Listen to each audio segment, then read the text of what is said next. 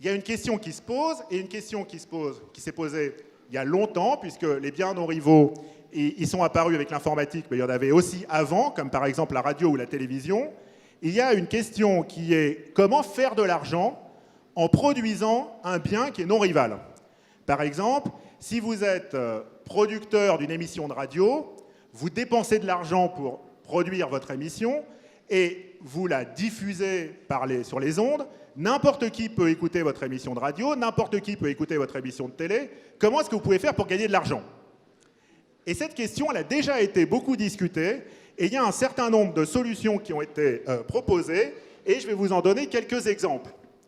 Et je vais prendre les 4 premiers exemples, ça va être la radio et la télé. Le premier exemple, c'est l'exemple de Canal+. Comment est-ce que Canal+ se débrouille pour gagner de l'argent, bien que les émissions qu'ils produisent peuvent être vues, peuvent être écoutées par tout le monde sans coût supplémentaire?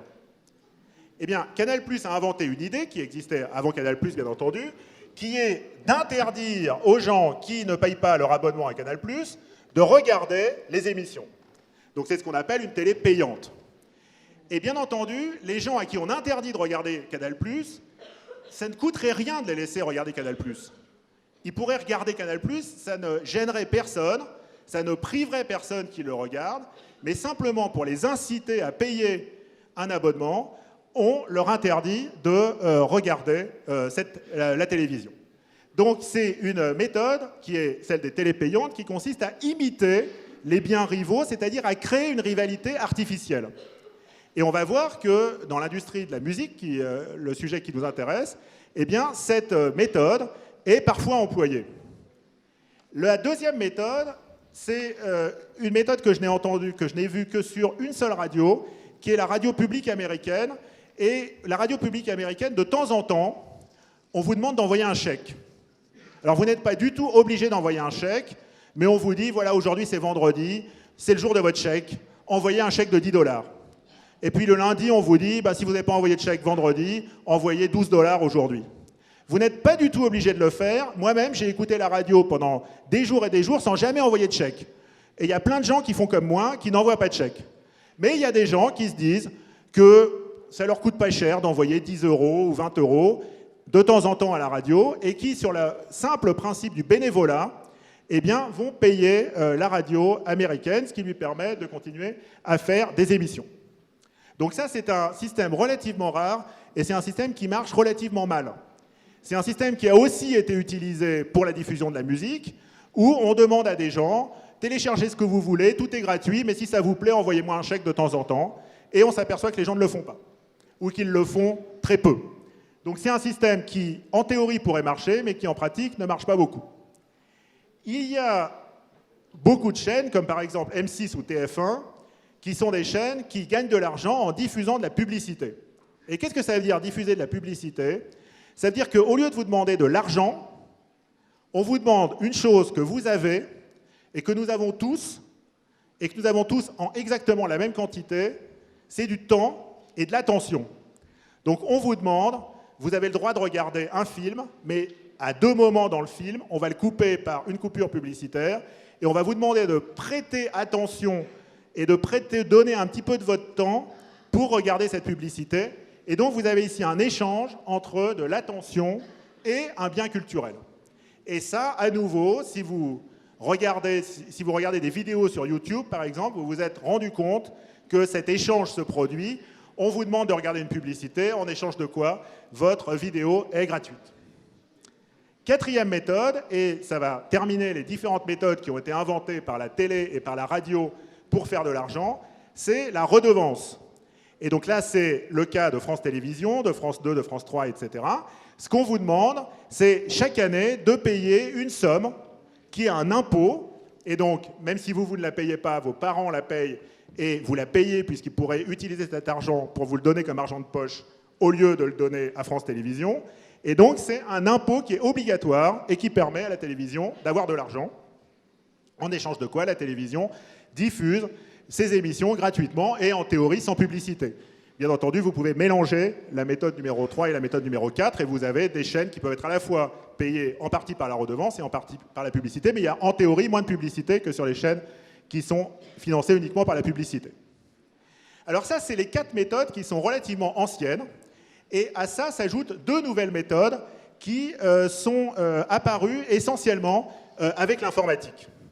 Et la première, c'est une idée de diffuser certains objets, certains biens, certains fichiers, certains logiciels gratuitement, parce que par cette diffusion, vous créez un marché pour un autre bien qui, lui, va être vendu.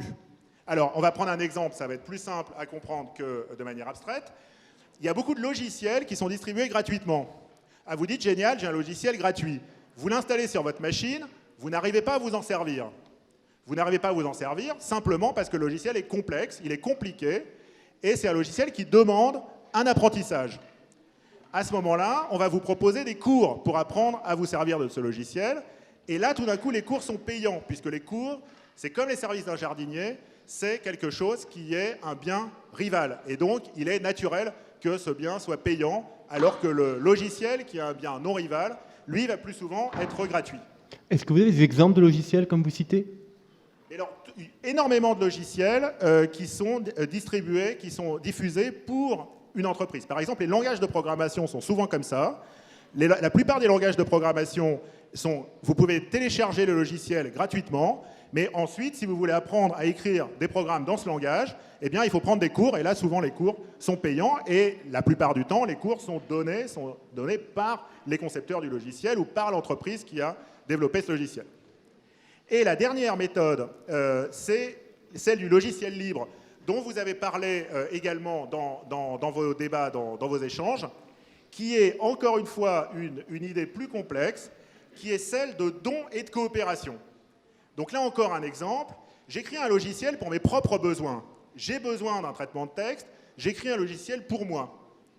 Et je peux, une fois que je l'utilise, je peux aussi le diffuser auprès d'autres personnes. Et si je le diffuse auprès d'autres personnes, ces personnes peuvent améliorer le logiciel. Et si elles améliorent le logiciel et que j'ai signé avec elles un contrat qui les oblige à faire cela, elles vont me reverser leurs améliorations du logiciel. Et donc, moi, je vais bénéficier de leur travail dans mon intérêt. Et donc, là, on se rapproche d'un système de troc. Je donne le logiciel, en échange de quoi, si jamais quelqu'un améliore ce logiciel, j'en profite également. Et ça, c'est le principe du logiciel libre. Sur la question de la qualité, il y a 2 questions qui sont assez différentes. Il y a une question qui est la qualité des logiciels libres. Donc c'est ce qu'on vient d'évoquer.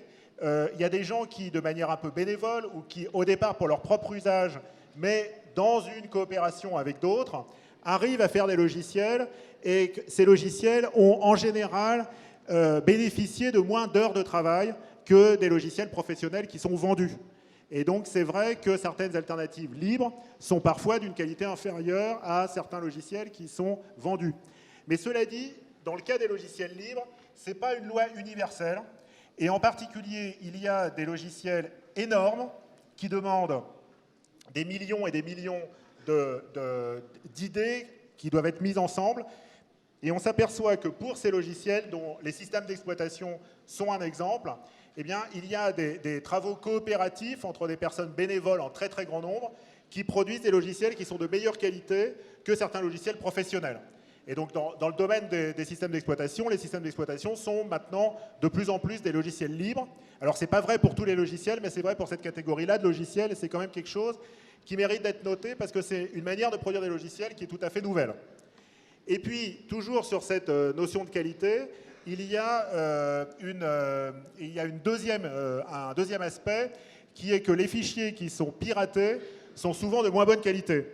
Et alors pourquoi ? Parce que à la fois les personnes qui les piratent, eh bien, utilisent des moyens qui sont un peu les moyens du bord pour pirater, et donc c'est pas tout à fait d'aussi bonne qualité. Un exemple de ça, c'est les films pirates qui ont été faits par quelqu'un qui est allé au cinéma avec sa webcam, avec son téléphone, et qui l'a tenu pendant les 2 heures du film pour faire une captation du film et ensuite le distribuer de manière pirate sur le net en général, cette personne a un petit peu bougé au bout d'une heure et demie, elle commence à fatiguer, et la qualité de l'image peut être assez mauvaise.